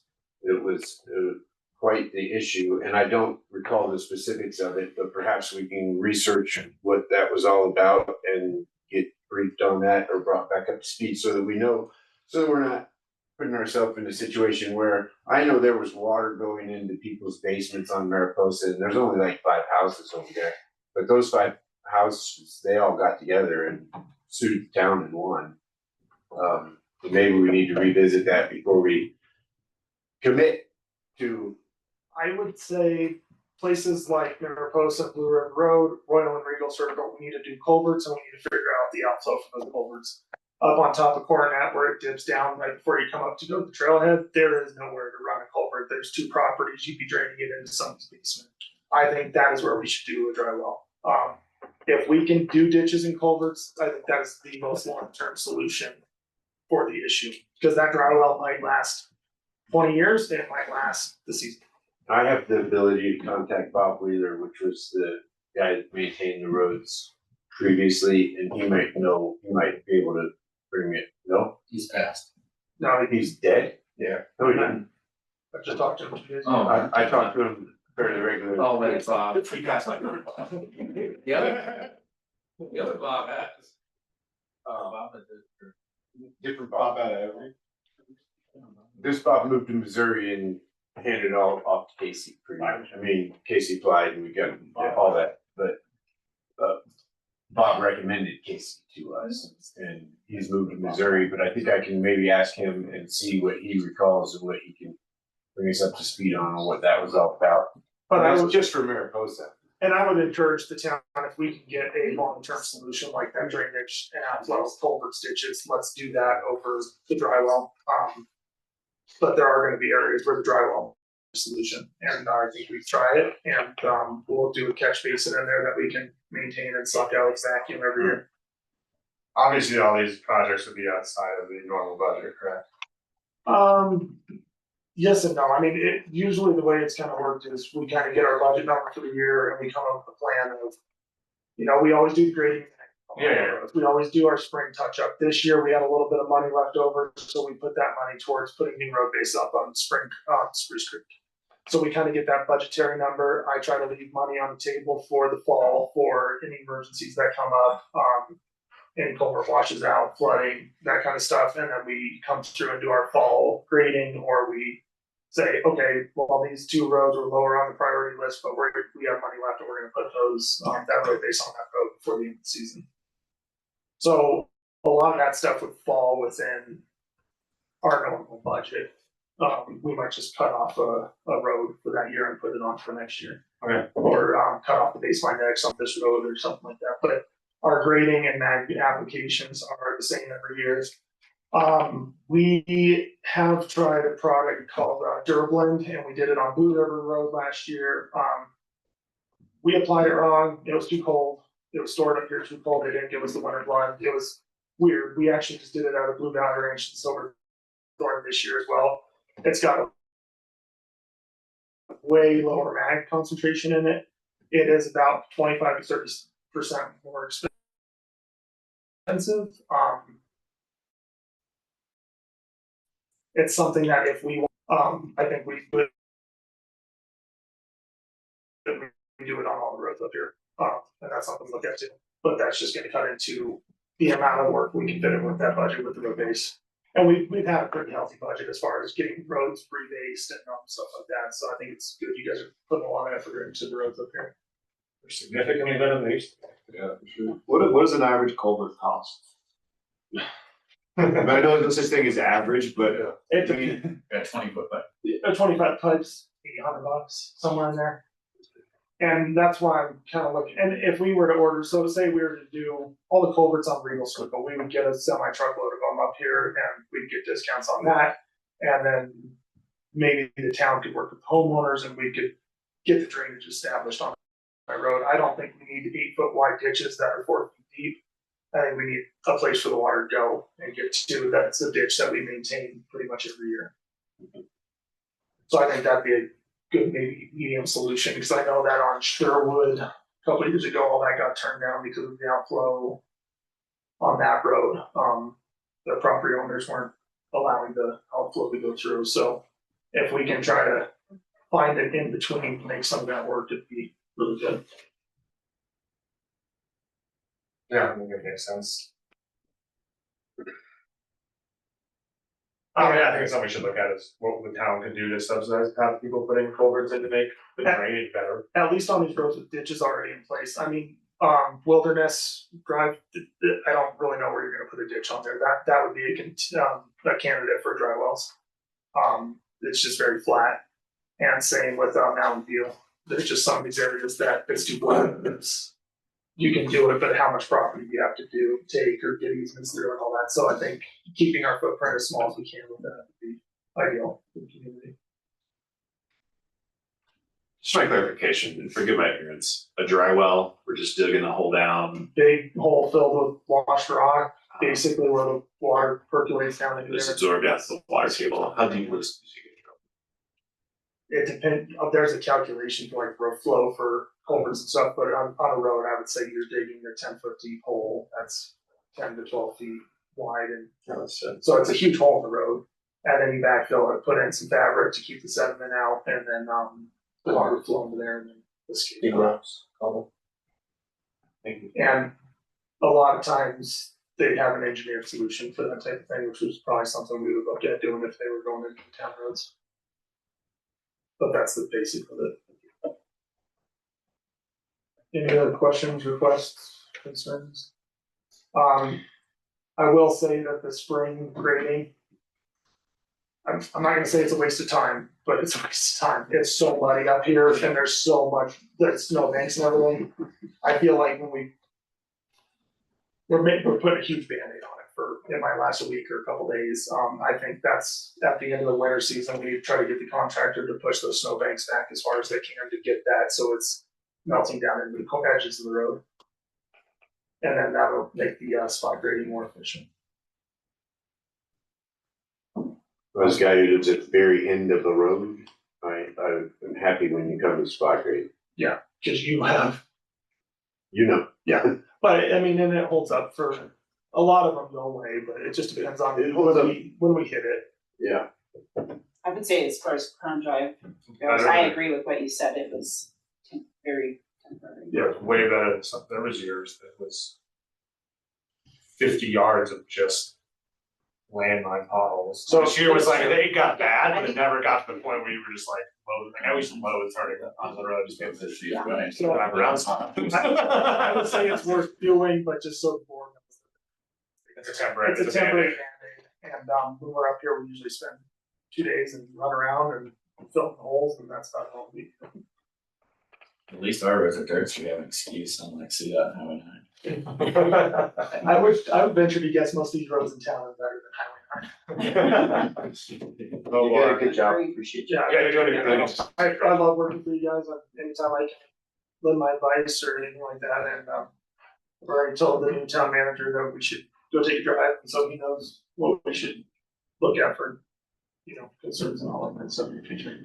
Appreciate the information. I wonder just, thoughts for the board. I wonder, there's a lot of stuff that we can do, right? There's a lot of capital improvement projects, a lot of different like zones in town that, might need more attention than others. And I don't feel like we have like a very like strategic approach. And right now we're just kind of like, putting sort of grease on the squeaky wheels. And so I wonder if it might be beneficial in a future work session later in the winter, January, February, something like that, for us to start talking about like bringing all these things together so that we can be a little bit more strategic.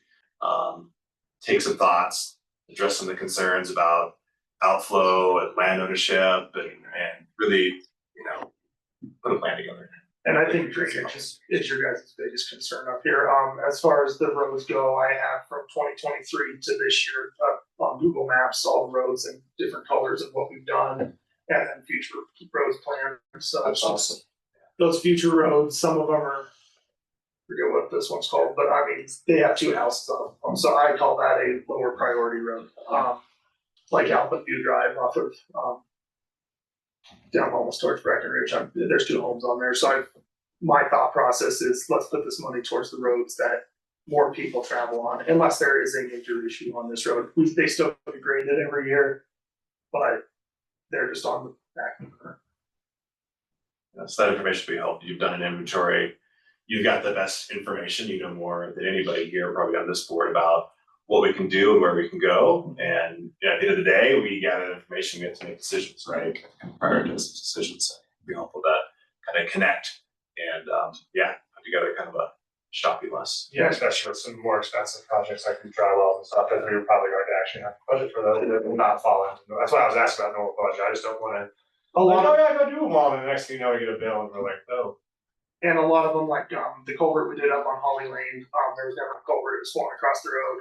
Should have been a super easy 1-day project. We were running into boulders that were half the size of this room. We kept having to relocate and bring the bigger machine to do them. So there's a lot of unknowns, unforeseen circumstances, but usually we're able to fit our projects within our budget. Those capital type things like the paving or potentially the dry wells, or like if the town were to decide to do 20 culverts on Regal Circle, that would be something I would make sure to say, keeping out of the normal. Yeah, that makes sense. Budget. The one thing I do want to get a little bit of clarity on, Bryce Estates Road, we've never historically maintained it, and they have requested road base on that road. Do you guys have any problem with us starting to maintain that as normal on the town blue road shows? There are 3 houses off of it. It is off of the end of County Road 801 stuff. Well, is it our road? It is technically a town road. There are other town roads that aren't maintained by us historically, but since they are requesting. I guess. We go in Yeah, year it's- 1, it's like regular. It's an on-plan in the county, but I feel like we should be maintaining all of our roads. Are you sure it's The in town of town Blue River limits? and they're pushing that. Just, okay. Just inside in, right? Yeah, did you guys?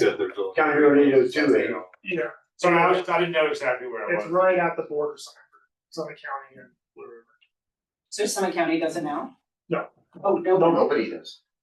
And they've requested a load of road base in there, and I think they're throwing away that road base. I think we need to do some ditch work and bring it up to. Yeah.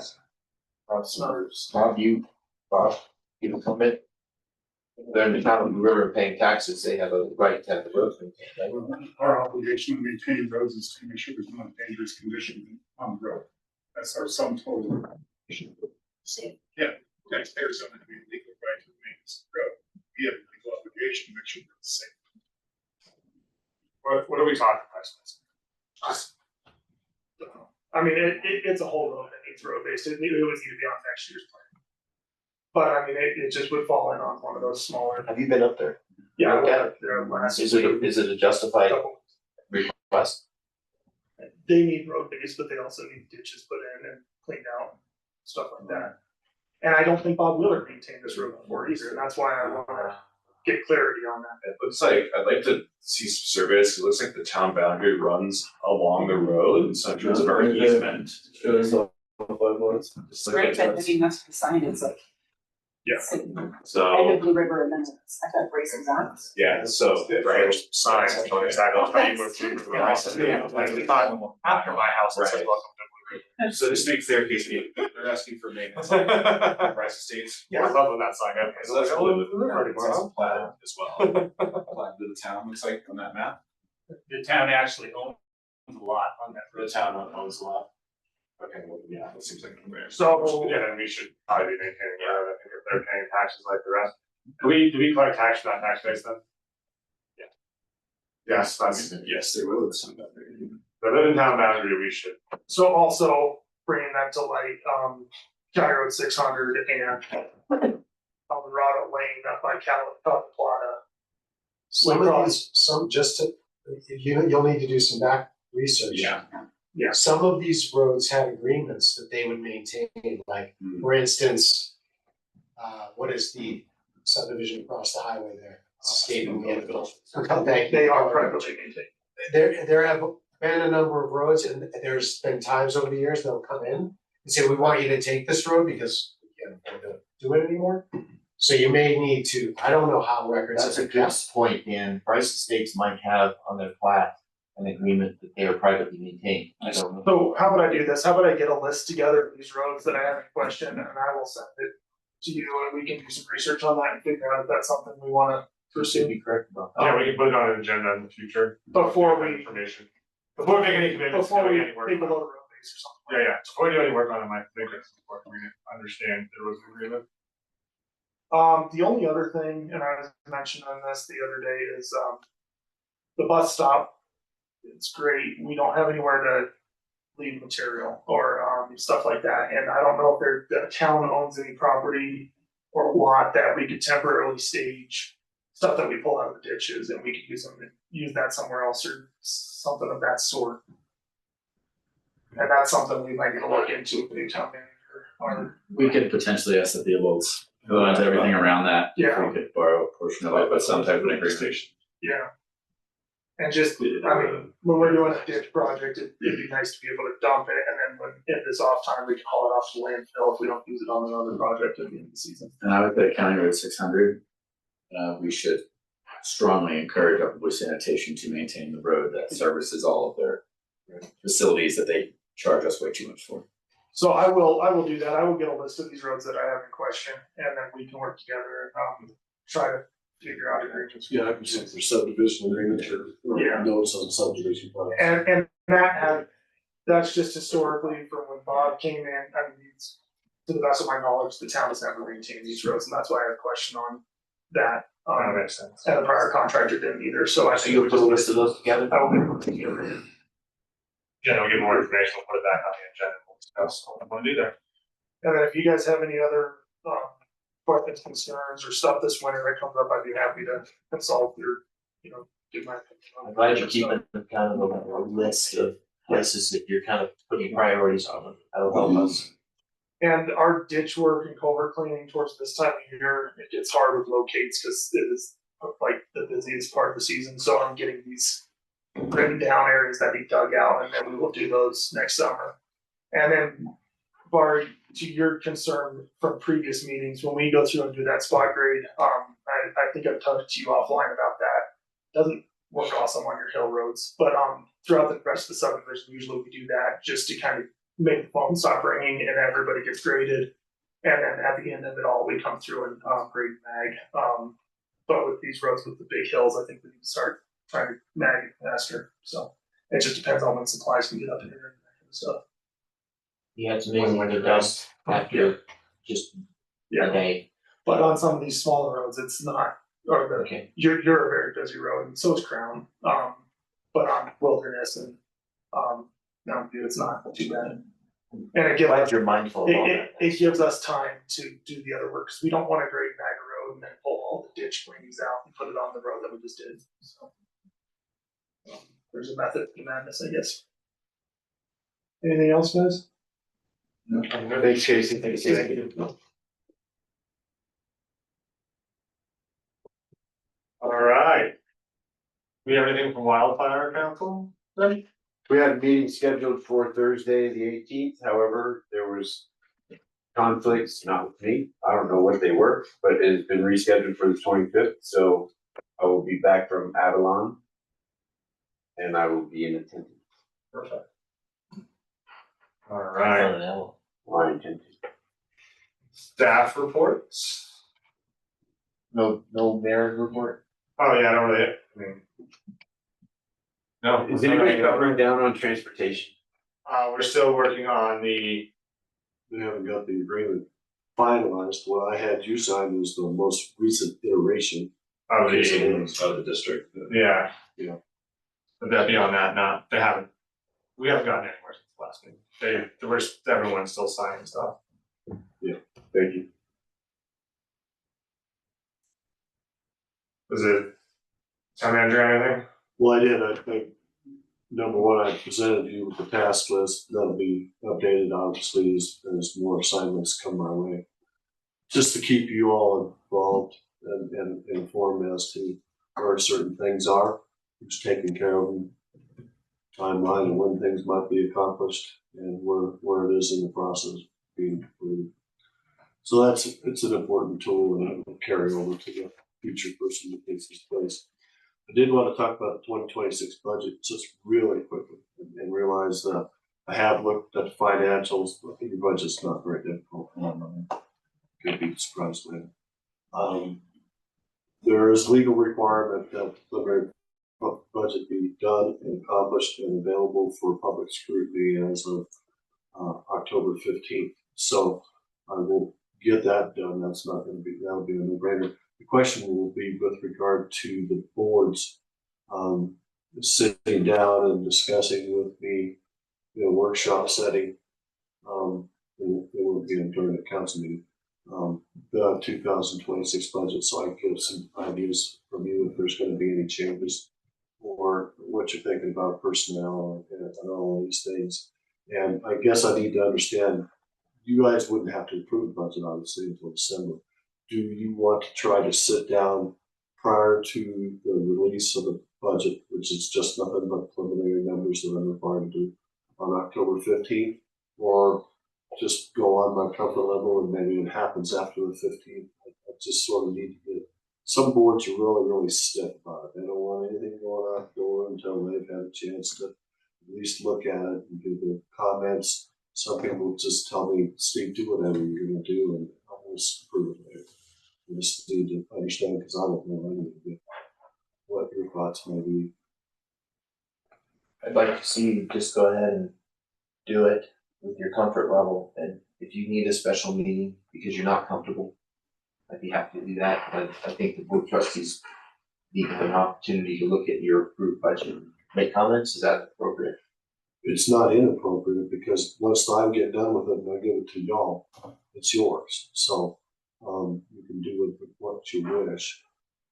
Sometimes it's beneficial to have the meetings, especially if you're, and you guys, this is not your situation, but I always look at it that the operating budget is the operating budget. His budget is his budget.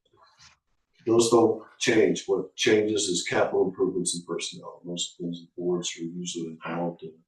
And in your case is probably not as complicated as others that I've seen. And so I wouldn't necessarily need that input to do the preliminary budget, but obviously we're going to need that input after to make sure that this budget that you approve is yours. So I think I'd be okay, unless I see something different, with going to the October 15th date and just releasing that document and getting together with you guys intensively before the final budget's prepared. Did you say capital improvements are included in that? Pardon? Capital improvements are included in it? So if we're gonna have a meeting, I would really like Casey to be there. Since roads are one of our biggest budget items to help. I'm happy to do either one. Okay.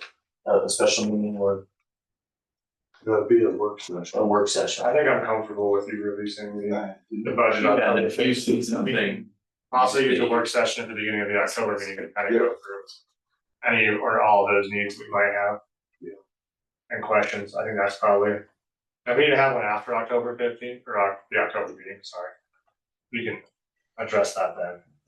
Yeah, good plenty of time. So yeah, I think that unless someone's super uncomfortable with him releasing the budget, we're okay with that. To tell you the truth, you can do it either way. Those budget documents, in every case, you're changing them up until the last minute. You're not getting your insurance bids in, and you're not getting this, you're not getting that. You don't know where your carrying over projects are. It's a work in progress up until then. Okay. Anything else? That's it. Jonathan? I would like to revisit either the next meeting or the next meeting. The building department and mostly the chief building inspector, and I think it's been a problem that was allowed to go on too long, and it's a problem for homeowners. And I think someone addressed directly with you about things not being enforced, and I think it's led to the quality of homes that people are now COing that are terrible. And there's certain little details that we could be stricter about, and I certainly don't want to be a pain like the county or the town Breck is, but I think that basic things need to be enforced, and I think part of the problem was and is the chief building inspector, and maybe we stick with the same company, but we get a new person, but something needs to change in that department. Is P and Z gonna start meeting on, now we have a new town interim manager, or is that process gonna continue? It should, but you do obviously have to have something to discuss, which I don't think. I mean, when people start making, there's things in the portal, I think, that are ready for the October meeting. There may be or may not be. I'm aware of the fact that we have an application, but it's very far from prime time. It's what, so, something that he and I were discussing. Just because I've submitted an application doesn't mean it's necessarily ready to go to the planning commission. So. But you're ready to go. I will be working on it. I've made contact with one of the applicants, on one of the issues, and Bob's got to give me some information on another one. Not very, very difficult, but like I say, just because you submitted an application, there's a checklist of things that have to be included within that folder. So that's may or may not have been done. If it's not a full application, you're talking to the applicant and saying you need other things. Okay. Yeah, we just talked to him last week, actually. I had to tell me about planning and building. I know there were some issues out on a house on Lake Shore that Michelle was dealing with, maybe dealing with the chief, trying to get some violations taken care of. I was under the impression right before she left, and she was talking about doing some civil stuff with that. I know that I talked. That wasn't Big Shore, that was, County Road, Is that Wagon Road. Wagon Road. Okay. I'd have to go back and see what she may have told me about that. Okay, because I know that she talked to the chief, and the chief had said to go back to you. And the chief had told me. And I feel like that homeowner I talked to the other day feels very abandoned. As in someone's like pushing dirt in his land and taking trees out of his land, and went did an inspection, and basically told him it was civil, not his problem. It's ours. So, I'm not, I've not heard much about it. I'll be happy to jump. perfect, I'll let him know I approve what I said. that. That was just a concern that being told basically by your building inspector that someone's cutting down trees and pushing land, dirt on your land wasn't the town's problem, seems. Well, it may not be. It may be civil in nature between two property owners. That does not necessarily get into those matters. It's not a code violation, so why would we get involved? If they have an open permit. But if the building inspector certified the subplans, which he's supposed to do before construction, then it should not be. That's a different story. Okay, just wondering. Sorry, Ted, I didn't mean to. That's all right, no, it was, you were on track and mine is a completely different topic. I would like to ask again for probably at least a dozenth time that we put on next month's agenda or whenever it is appropriate, a discussion about the pay for the trustees on this board, not this board, but future boards, so that we can get that more in line with the rest of the towns in the county and more equitable with the work that we do. I agree. Thank you. Just some foresight on that, like if we want it to take effect during the next term, it's something that we need to like bring forward and pass as an ordinance before April. And one more term, right? Is that what it is? We'll Term to term. we talk about the implication of changing that. Typically, communities want to wait for a second term, so everybody's salary changes at the same time. Otherwise, you have new electeds making more money than the old electeds.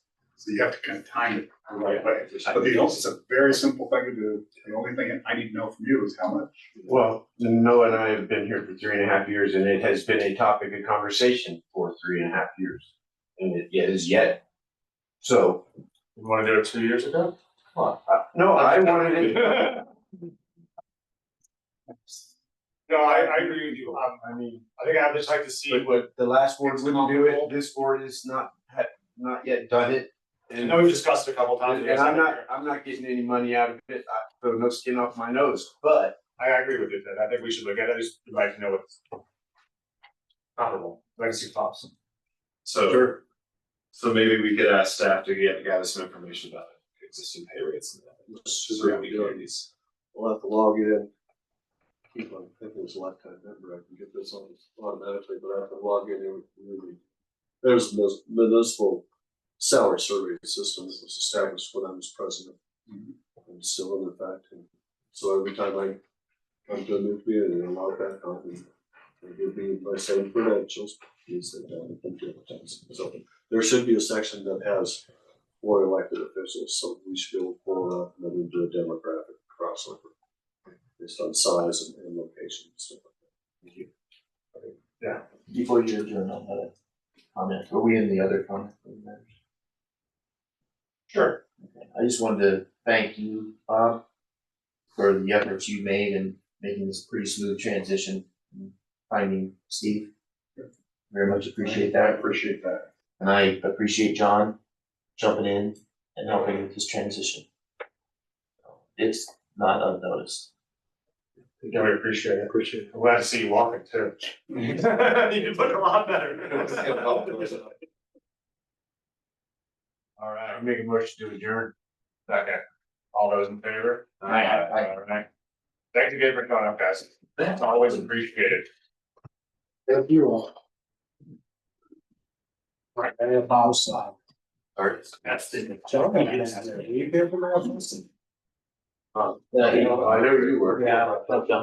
Thank you. Yeah, I can. That was something. I like that, I really, it's important that we not use that Sure. Knowledge going forward, when you're talking about your high wells and all that shit. Yeah, that'd be interesting, but that price. They couldn't get the water. Well, they constantly. I just don't want to piss all those people off there, you know? That's Also, I meant to catch no.